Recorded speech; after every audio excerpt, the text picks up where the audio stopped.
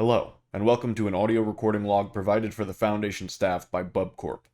This recording has been created for personnel which are unable, or in some cases unwilling, to read the appropriate materials for various skips in the Foundation's possession. This recording is intended to be an adequate replacement for reading the specified articles in their entirety. Please send any feedback about these recordings to your designated BubCorp representative, and please have a wonderful day. Item number: SCP-010. Object Class: Safe.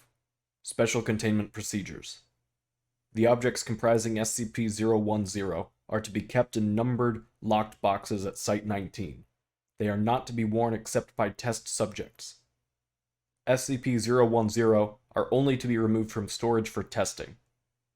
Description: SCP-010 consists of a series of 6, apparently identical cast iron collars with numbered metal tags and one remote control. The control is SCP-010-1. The collars are SCP-010-2 through 010-7. The collars contain intricate electronic components and are powered by small, 5mm in diameter and 2mm thick, 100-volt batteries. These batteries are rechargeable. The remote is a heavy black box resembling an old-style handheld radio transmitter receiver with a primitive blue-white cathode ray screen and a series of more than 100 unlabeled buttons, as well as having a frequency tuner. Through trial and error, the frequencies of all 6 currently found collars have been discovered. A label in Russian is stamped into the metal along with a logo consisting of workers building a pyramid. No official Russian corporation or government agency uses this logo or matches the words stamped into the metal.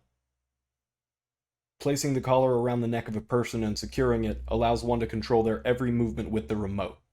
It is also capable of producing an adrenal response and activating or deactivating the sympathetic nervous system. The most abnormal feature of the collars is the effect they have on the body morphology. They allow the user of the remote to reconfigure the shape of the victim to an extent that is apparently only limited by the knowledge of the programming language of the remote. Addendum 010-1. History: SCP-010 was discovered in the basement of a lone man in the Midwestern United States after a local disappearance was connected to him. When the police raided the man's house, they found SCP-010 as well as several dead bodies. One of the bodies was identified to be the man. The others were several other missing persons. Cause of death seemed to be mass suicide. However, there were signs of significant struggle first. Addendum 010-2. Disassembly Experiment. Test 1. SCP-010-2 taken apart piecewise, the parts labeled and several photographs taken, then reassembled. Result: after reassembly, SCP-010-2 continues to function.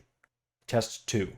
SCP-010-8, constructed identically to SCP-010-2, but with the closest approximations available to the unreplicable components. Result: SCP-010-8 fails to function. Test 3. Unreplicable components from SCP-010-2 placed into the proper locations on SCP-010-8. Result: SCP-010-2 ceases functioning with removal of components. SCP-010-8 begins functioning. Test 4. Components returned to SCP-010-2. Replicable components in SCP-010-2 replaced randomly with replicas. Result: SCP-010-2 began functioning with the return of components. Changing replicable components for replicas does not significantly reduce functionality.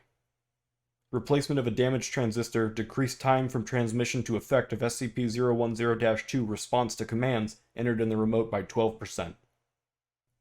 Replacement of a damaged transistor decreased time from transmission to effect of SCP-010-2 response to commands entered in the remote by 12%. Addendum 010-3. SCP-010 has been demonstrated to work more effectively in creating unskilled labor than for any other task. The logo is apt. Dr.